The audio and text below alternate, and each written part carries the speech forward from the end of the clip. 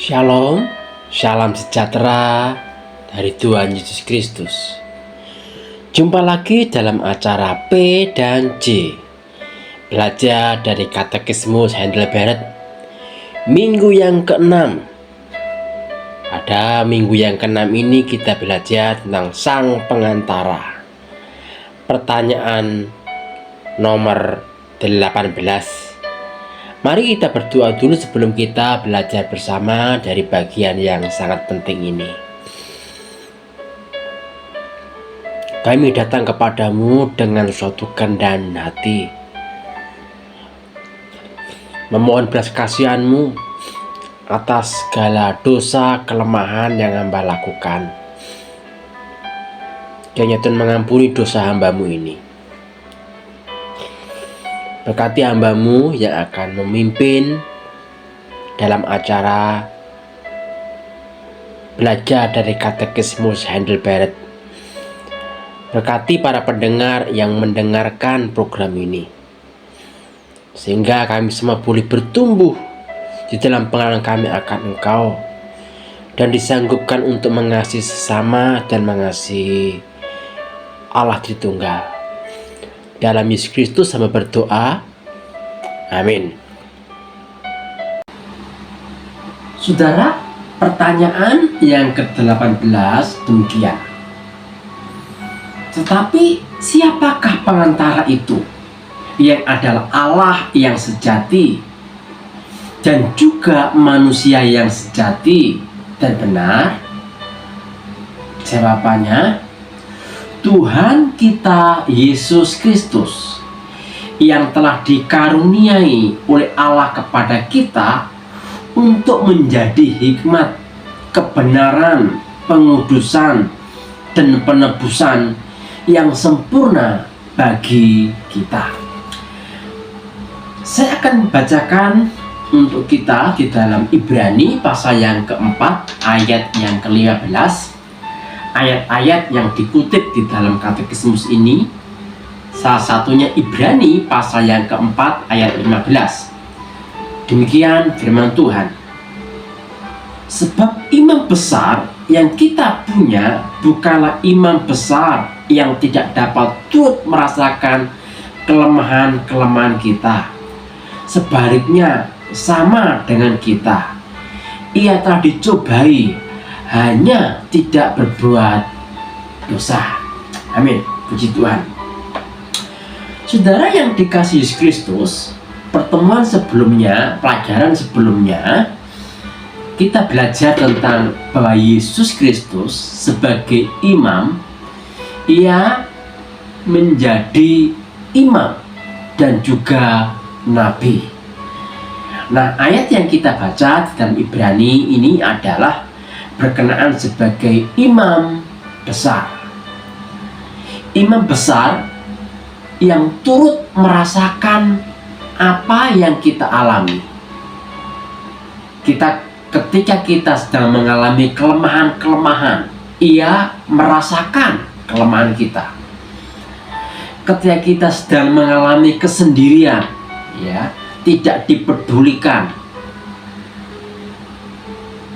Tuhan Yesus Kristus yang sebagai imam juga merasakan apa yang kita rasakan. Dia juga pernah ditinggalkan oleh murid-muridnya. Kalau kita merasa dikhianati, Yesus terlebih juga dikhianati oleh murid-muridnya. Jadi apa yang kita rasakan, Yesus merasakan karena dia adalah sebagai manusia yang sama seperti kita. Hanya saja bedanya, Tuhan Yesus Kristus tidak berbuat dosa.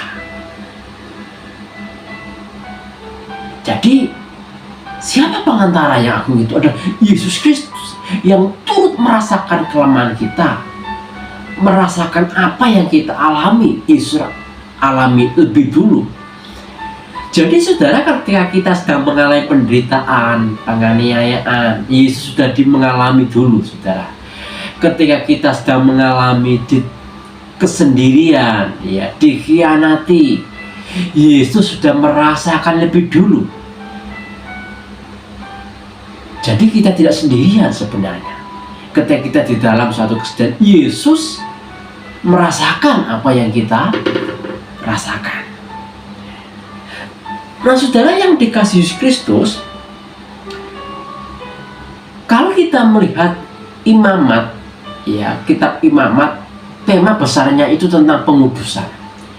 Jadi bukan hanya Yesus Kristus sebagai imam besar itu, sebagai imam agung itu hanya merasakan apa yang kita rasakan, tetapi dia membawa umatnya di dalam suatu pengudusan, di dalam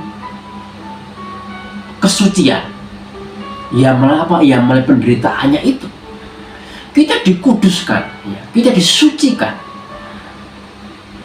supaya kita bisa menghadap Allah yang agung hanya melalui Yesus Kristus sebagai sang pengantara, sebagai sang mediator. Tanpa pengudusan kita tidak bisa menghampiri Allah yang agung. Kita tidak bisa bersekutu menghadap Allah, tidak bisa. Hanya sang imam agung inilah yang menjadi pengantara kita. Tidak ada pengantara yang lain, saudara.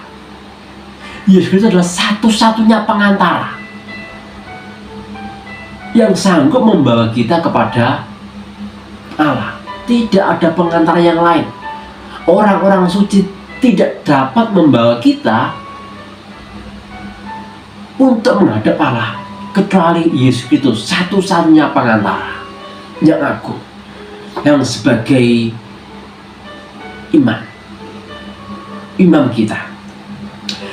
Saja kita membaca satu lagi ayat, saudara, di dalam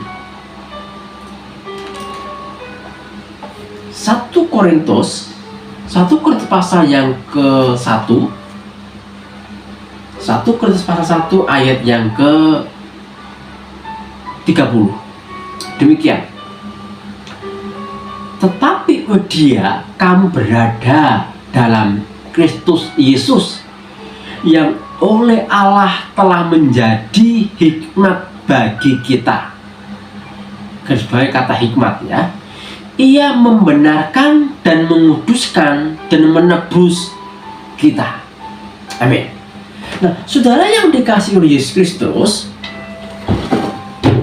sebentar ya, saudara.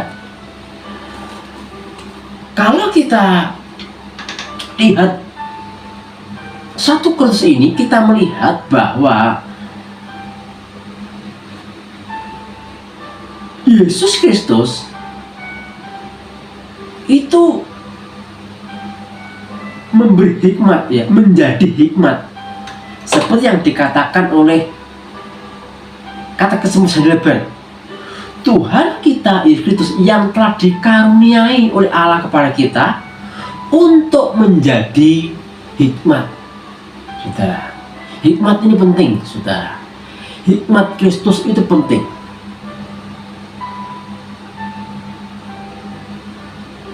Hikmat Yesus Kristus ini adalah hikmat yang berbeda dengan hikmat dunia.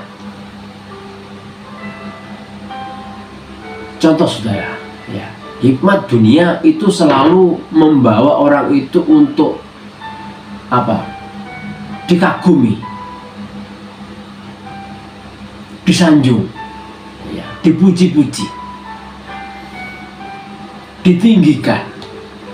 Tetapi hikmat Yesus Kristus itu adalah hikmat yang beda, yang sederhana, yang mungkin dianggap dunia itu suatu kebodohan. Contoh, konsep Markus, ya, ketika Yesus Kristus melakukan mujizat, dia melarang orang siapa Yesus Kristus kalau dia itu adalah anak Allah. Ketika dia melakukan mujizat, ia mengakui Yesus Kristus adalah anak Allah, tapi Tuhan Yesus Kristus melarang, jangan beritakan itu. Tetapi ketika Tuhan Yesus Kristus disalib, lalu mati, orang berteriak, berseru, dia sesungguhnya adalah anak Allah. Markus tidak melarang orang itu memberitakannya. Jadi konsep Markus ya tentang hikmat ya, tentang Allah, sebelum disalibkan ya, orang tahu siapa itu Allah melalui mujizatnya. Ia nggak berkenan untuk menyebutkannya. Tetapi ketika itu disalib, baru berkenan untuk diberitakan kepada yang lain. Ini konsep Injil Markus. Ini hikmat, saudara. Ini hikmat dari Tuhan Yesus Kristus. Coba saudara, hikmat Yesus Kristus ya, ketika ia bangkit, dia tidak menjumpai atau menampakkan diri kepada kaisar, kepada Pilatus atau Herodes, supaya tahu kalau dia itu betul-betul anak Allah, supaya dia tahu kalau dia adalah Allah, sehingga Pilatus, Herodes takut ya, gemetar, lalu menyembah, minta maaf, minta ampun pada Tuhan. Tetapi dia malah menjumpai para murid, orang-orang yang sederhana, dijumpai oleh Yesus Kristus.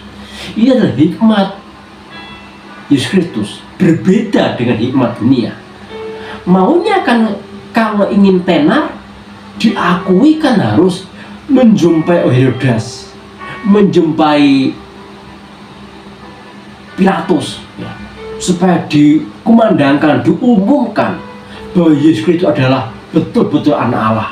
Ia betul-betul bangkit. Tapi tidak itu yang dilakukan oleh Yesus Kristus. Ini adalah hikmat Yesus Kristus. Dan beda, saudara, beda.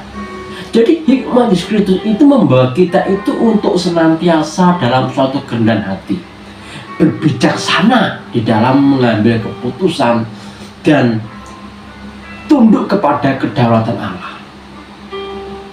Nah, saudara yang dikasihi Kristus, mari kita sungguh-sungguh mensyukuri karena kita memiliki pengantara yang agung sebagai imam yang turut merasakan kelemahan-kelemahan kita, yang juga Yesus Kristus yang memberikan hikmat kepada kita yang berbeda dengan hikmat dunia. Ya, kiranya Tuhan menolong supaya iman kita terus bertumbuh, semakin mengenal Tuhan Kristus dengan benar. Tuhan memberkati kita semua. Shalom.